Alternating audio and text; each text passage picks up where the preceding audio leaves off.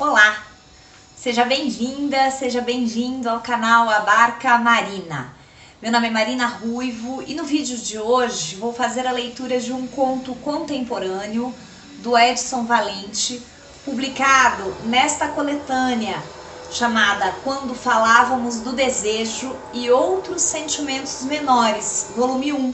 Essa coletânea foi organizada pela Feire Rocha e pelo Gênio Nascimento e publicada em coedição pela Maldita Casa Editorial e pela editora Patuá, em 2019.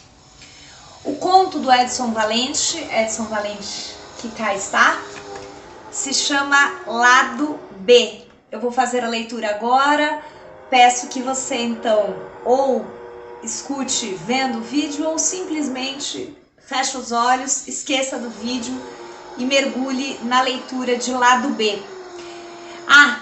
Sim, já ia me esquecendo. Se você não é inscrita ou inscrito no canal, por favor, faça a sua inscrição, ajude este canal a crescer e a levar mais literatura para muita gente. E deixe também o seu like no vídeo, claro, e faça o seu comentário também dizendo o que você achou do conto do Edson Valente. E depois vai ter mais, eu vou fazer mais vídeo com outros contos maravilhosos aqui. Aliás, essa coletânea é muito especial. Mas vamos então ao conto Lado B. Ela tinha 17 anos, um RG falso e um namorado. Eu tinha 20 anos e nenhuma identidade, mas tinha um carro. O RG falso ela usava para ir a motéis com o namorado, mas passou a frequentá-los comigo também. Eu e meu carro 1.0, naqueles anos 90 em que a fé se alternava entre Nirvana e The Jesus and Mary Chain. Eu era assistente de marketing em uma agência e ela era estagiária de vendas. Ela e seus cabelos castanhos e levemente ondulados, olhos claros minguantes e uma boca carnuda, rompendo com o padrão europeu. Eu dirigia, ela guiava. Pega a Marginal Tietê. Já foi para a freguesia do Ó? Nunca tinha ido. E muito menos a um motel. Mas não diria nem uma coisa nem outra para ela. Embora desesperado em tempos de guias de ruas em papel e caminhões em pânico na via expressa. Sei onde é, menti, tal qual um RG falso. Ela acabou me dando as coordenadas para chegar ao lugar, eu a todo momento me justificando como pessoa com pouco senso de direção. Pura verdade, e não apenas geograficamente, no caso. Enfrentei com pretensa naturalidade as preliminares, as de pedido do quarto, estacionamento do carro, subidinha da escada de acesso sem o menor romantismo, eu indo atrás com a visão do rebolado da calcinha dela, tudo ao contrário do que eu previra com ela, quando cogitara aquela aventura sexual em busca de algum amor naqueles olhos distantes. Entrei no quarto e me senti um estúdio de filme pornô americano, um troço que eu nunca engoli, sem paralelismo com as substâncias abundantes nesse tipo de filme. Eu queria estar no meu quarto ou no quarto dela, mas razões distintas para cada um de nós impediam tal cenário. Ela tinha namorado, eu tinha uma mãe em casa naquele exato horário.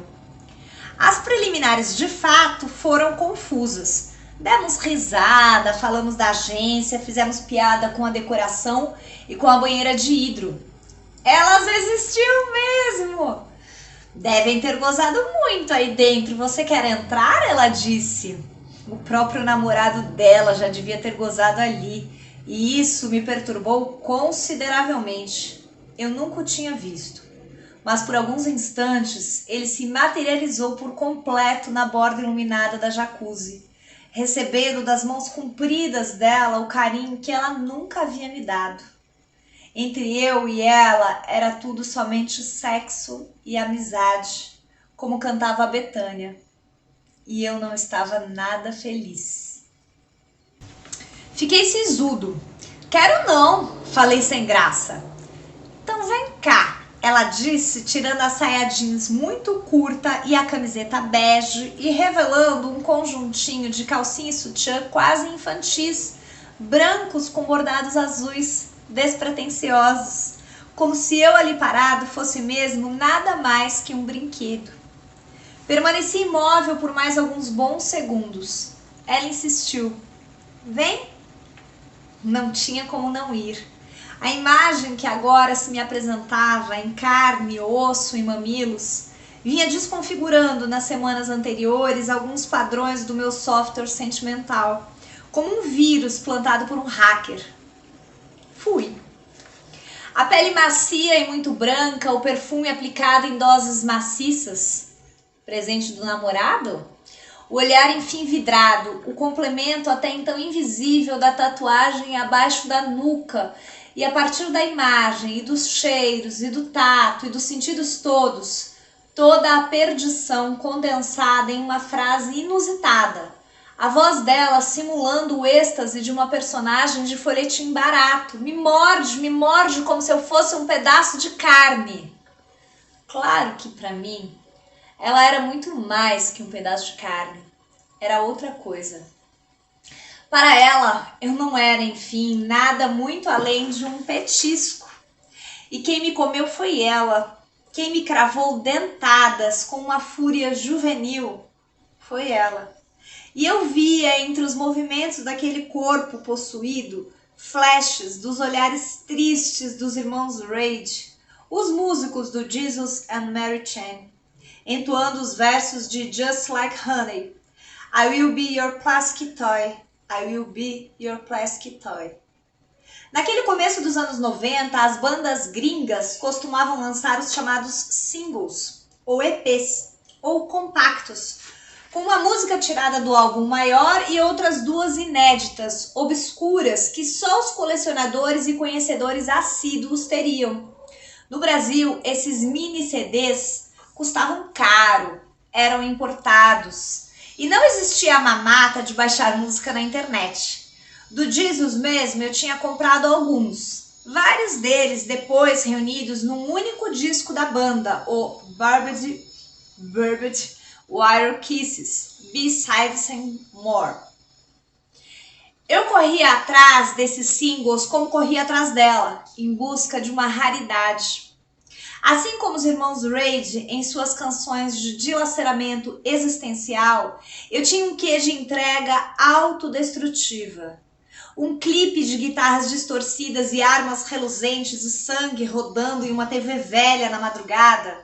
E anos depois, os vídeos do Jesus em fitas VHS e aquela noite no Estúdio A, era esse o nome do motel, Estúdio A, iriam embolorar na mesma medida, embora vez ou outra eu ainda pense nela. Os VHS não converti para DVD, trampo demais. Depois das mordidas, trepamos, loucamente, sem camisinha, esfregando as carnes podres da desilusão. Mas, antes que eu gozasse, um desvario me tomou. Pensei em outra canção do Jesus, Taste of Cindy, que no álbum Psycho Candy aparecia em versão soterrada por guitarras distorcidas, e depois surgiu como lado B de um single em belíssima versão acústica, voz e violão. She has me, we twist the sun and sea, diz a letra. Para depois complementar com versos que dizem que Cindy olha através dele, do vocalista, que ele tenta e tenta, mas quando ela fala docemente é algo como uma faca cravada na cabeça dele. Eu havia tentado. E minha última esperança foi gozar dentro, plenamente. Ela gritou. Foi como uma lâmina trespassada de fronte a fronte e caiu em mim. Ela caiu em prantos, um choro convulsivo, incontrolável. Já no carro, perguntei onde queria que a deixasse. Vamos parar primeiro em um orelhão, preciso ligar. Eram os anos 90. Eu do lado dela, em pé, encostado no orelhão, pude ouvir que pedia para o namorado buscá-la na faculdade mais à noite. Sim, ela tinha matado aula para transar comigo. Enquanto eu morria por dentro e dirigia até a São Judas para deixá-la, Pus para tocar no som do carro um CD do Jesus.